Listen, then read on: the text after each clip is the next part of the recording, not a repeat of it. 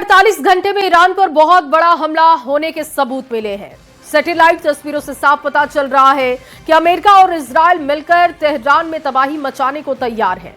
दावा किया जा रहा है कि ईरान को बातचीत के झांसे में फंसाकर बड़े हमले की तैयारी को आखिरी धार दी जा रही है। और नेतन्याहू से सीक्रेट मीटिंग करने के बाद ट्रंप ने दो टूक कहा कि अगर ईरान ने अमेरिका की बात नहीं मानी तो ईरान को मूर्खता की भारी कीमत चुकानी पड़ेगी।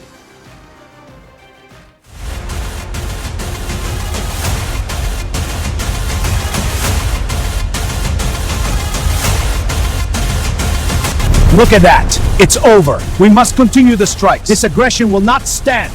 We dismantle their capabilities now.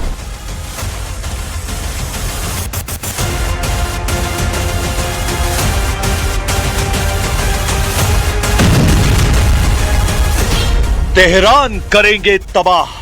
3 घंटे में ब्लूप्रिंट तैयार।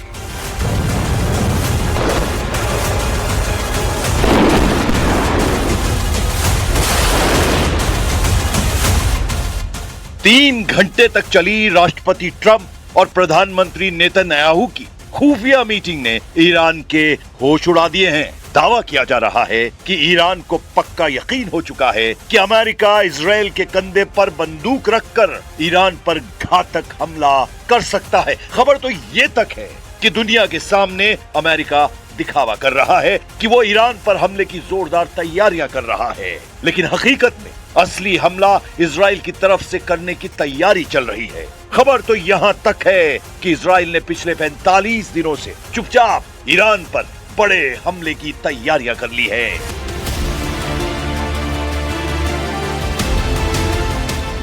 पूरा पश्चिमी एशिया या कहें मिडिल ईस्ट इस वक्त सांस रोककर ईरान पर होने वाले हमले का इंतजार कर रहा है। ईरान भी अच्छी तरह से जान चुका है इस वक्त अमेरिका एक बार को बातचीत के बहाने अमेरिकी हमलों को रोका जा सकता है, लेकिन इजराइल को हमला करने से रोकना लगभग असंभव है।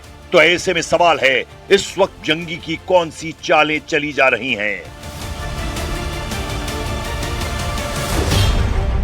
ईरान को रौंदने की तैयारी, 20 देशों का वॉर प्लान एक्टिव।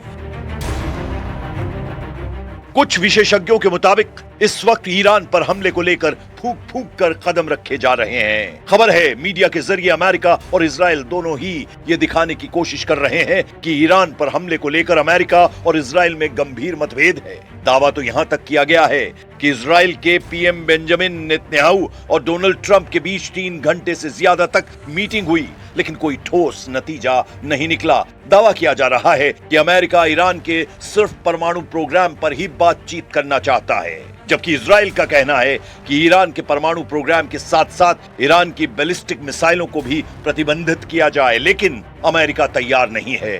ये हुआ खबर का वो पहलू जिसने दुनिया को दिखाया और समझाया जा रहा है, लेकिन अब समझिए पर्दे के पीछे नेतन्याहू की ट्रंप चाल, यानी अमेरिका ईरान को बातचीत के झांसे में फंसाए रखेगा और इधर इजराइल मौका मिलते ही ईरान पर हमला कर देगा। अमेरिका ये चाहता है कि हम ईरान को मजबूर कर दें कि ये इजराइल का हमला है, ना कि अमेरिका। ऐसी स्थिति में अमेरिका पीछे से इजराइल की मदद करता रहेगा और ईरान अपना पूरा फोकस इजराइल पर करेगा, यानी अमेरिका ईरानी वार्ताकारों को यह समझाने की कोशिश में जुटा है कि अमेरिका ईरान पर हमला नहीं करेगा, लेकिन अगर इजराइल ने किया तो वो जिम्मेदार नहीं होगा। इसलिए अमेरिका और इजराइल ने पूरे पश्चिम एशिया या कहें मिडिल ईस्ट में 18 से 20 देशों को ध्यान में रखकर ऐसी जंगी रणनीति बनाई है। ایران ما در مقابل زیادخواهی های آنها سرخم نخواهد کرد. ایران ما در مقابل بی‌عدالتی ها و تجاوز ها کوتاه نخواهد آمد. ولی ما با تمام قوا در جهت صلح و آرامش در منطقه با کشورهای همسایه در حال گفتگو هستیم. अमेरिकी नौसेना का सबसे शक्तिशाली परमाणु संचालित विमान वाहक पोत यूएसएस अब्राहम लिंकन यानी CVN-72 मिडिल ईस्ट यानी मध्य पूर्व के बेहद करीब पहुंच चुका है। ये दक्षिण चीन सागर से रवाना होकर अब अमेरिकी सेंट्रल कमांड सेंटकॉम के अधिकार क्षेत्र में प्रवेश कर चुका है। अमेरिकी राष्ट्रपति डोनाल्ड ट्रंप ने कहा था कि ईरान बातचीत में रुचि दिखा रहा है, लेकिन इस बयान के बाद तेहरान ने चेतावनी दी है कि हमारी उंगलियां ट्रिगर पर ही हैं। इसी बीच अमेरिका का सबसे विध्वंसक युद्धपोत यूएसएस अब्राहम लिंकन ईरान के करीब पहुंच चुका है। अमेरिकी aircraft carrier USS Abraham Lincoln के साथ पूरा जंगी बेड़ा चलता है। इस युद्धपोत को अमेरिका के दुश्मनों का काल माना जाता है और कहा जाता है कि यह युद्धपोत अकेले ही ईरान की पूरी सेना को धूल चटा सकता है। इसके साथ स्ट्राइक ग्रुप में गाइडेड मिसाइल क्रूजर, विध्वंसक जहाज, सबमरीन और अन्य युद्धपोत शामिल होते हैं। यूएसएस अब्राहम लिंकन को समंदर में चलने वाला सबसे बड़ा जंगी बेड़ा माना जाता है और इस युद्धपोत पर अमेरिका के सबसे घातक लड़ाकू विमान तैनात है।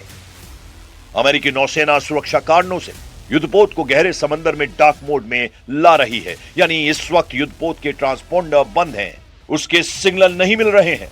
आप ये जान लीजिए, जिस अमेरिकी नौसेना का आर्माडा कहा जा रहा है, उसमें कौन कौन से जहाज हैं जो ईरान के लिए काल बन सकते हैं। इस आर्माडा यानी जंगी बेड़े में शामिल मुख्य विध्वंसक और सहायक जहाज शामिल हैं। यूएसएस अब्राहम लिंकन बेड़े का नेतृत्व कर रहा विमान वाहक पोत है। यूएसएस मोबाइल बे यानी मोबाइल बे, ये एक टिकोंडेरोगा क्लास की गाइडेड मिसाइल क्रूजर है। डिस्ट्रॉयर स्क्वाड्रन 21 यानी डेस्ट्रॉन 21, इसमें कई घातक अर्ले बर्ग क्लास डिस्ट्रॉयर शामिल हैं, जिनमें मुख्य रूप से यूएसएस माइकल मर्फी यानी डीडीजी 112, यूएसएस स्प्रुअन्स यानी DDG 111, USS Frankie Peterson junior मतलब डीडीजी 121 साथ चल रहे हैं। इनके अलावा यूएसएस जॉर्ज एच.डब्ल्यू. बुश के नेतृत्व वाले एक दूसरे स्ट्राइक ग्रुप के भी क्षेत्र की ओर बढ़ने की खबरें हैं। इनके अलावा अमेरिका ने मिडिल ईस्ट में अतिरिक्त F-15E स्ट्राइक ईगल लड़ाकू विमानों की तैनाती की है। ईरान के पास फारस की खाड़ी और ओमान की खाड़ी में पहले से ही यूएसएस मिट्शर और यूएसएस मैकफॉल जैसे डिस्ट्रॉयर तैनात हैं। वहीं ईरान की रेवोल्यूशनरी गार्ड्स यानी IRGC ने भी चेतावनी दी है कि उनकी उंगलियां ट्रिगर पर हैं। डोनाल्ड ट्रंप ने जिस तरह से धमकी दी है, वो ईरान पर बहुत बड़े हमले का संकेत साफ तौर पर दे रही हैं।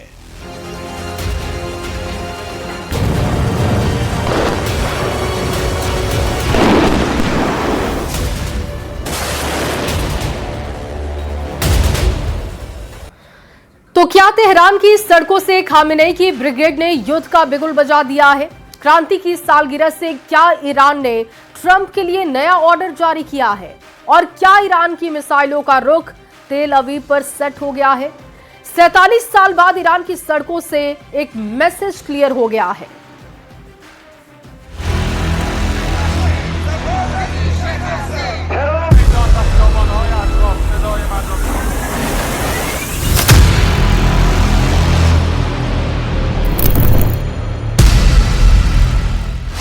ईरान की सड़कों पर उतरे कमांडर, क्या अमेरिका के ठिकानों पर सबसे बड़ा हमला होने वाला है? तेहरान की सड़कों पर बैलिस्टिक मिसाइलों की तैनाती, क्या तेल अवीव पर मंडरा रहा है तबाही का साया?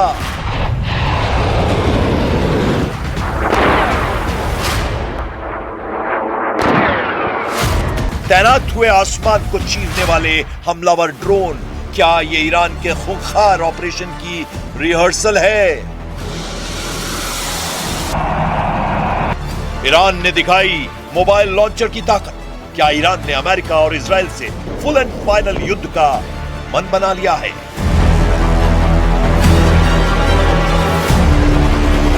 तेहरान की सड़कों पर जन सैलाब, क्या जश्न के बहाने जंग का पैगाम दे रहा है ईरान?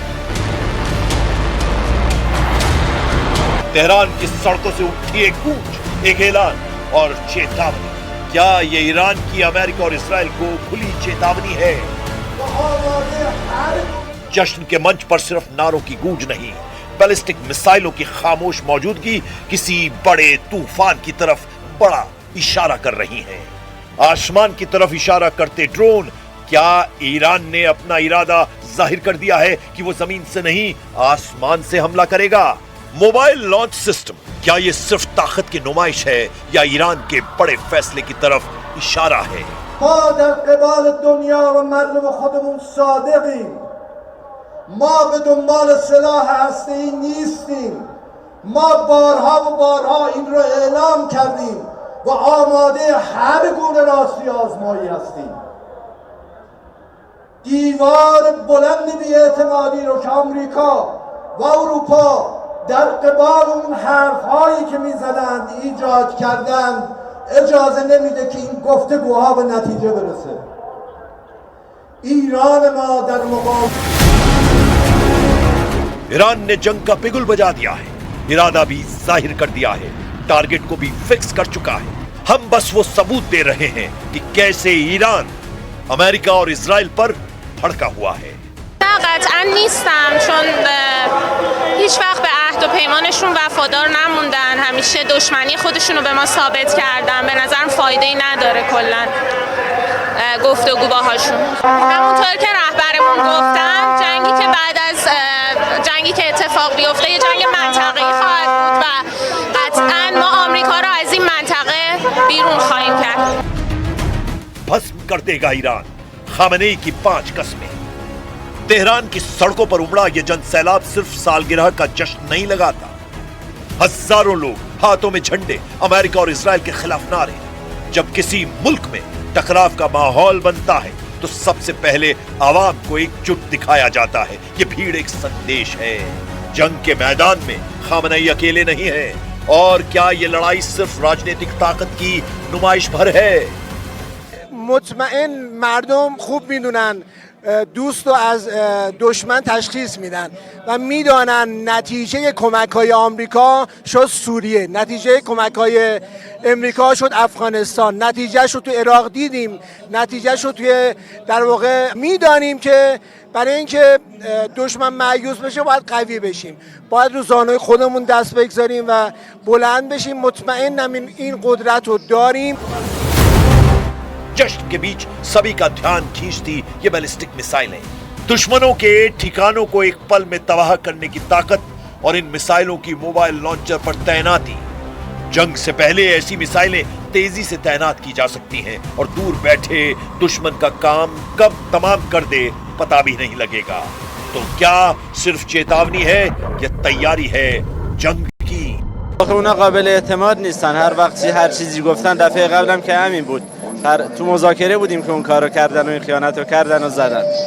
میخواد ایران رو غارت کنه. این ذخایر نفتی و کلی ذخایر دیگه‌ای که داریم دنبال غارت ایناست که بیاد این آش و باجاش برداره و بعد तेहरान की सड़कों पर दिख रहा फ्लाइंग विंग ड्रोन जंग का सबसे खामोश हथियार और ईरान की सबसे बड़ी ताकत।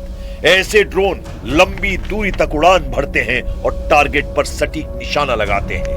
यूक्रेन से जंग में रूस ने ईरान के इसी ड्रोन का इस्तेमाल कर बड़ी तबाही मचाई थी। अब सवाल यह है कि ईरान ने ये ड्रोन सिर्फ ताकत दिखाने के लिए लगाए हैं या उसके मिलिट्री ऑपरेशन की तैयारी का हिस्सा हैं। ट्रक पर लगा ये कैनिस्टर बेस्ड लॉन्च सिस्टम तेज और अचानक तैनाती के लिए जाना जाता है। ऐसे सिस्टम दुश्मन को पहले से संकेत दिए बिना एक्टिव हो सकते हैं। जब हथियार खुले मंच पर इस अंदाज में दिखाए जाएं तो वो सिर्फ प्रदर्शन नहीं, ये इरादा और इशारा दोनों है कि हम जंग के लिए तैयार हैं। ईरान की लीडरशिप का लहजा भी कम सख्त नहीं।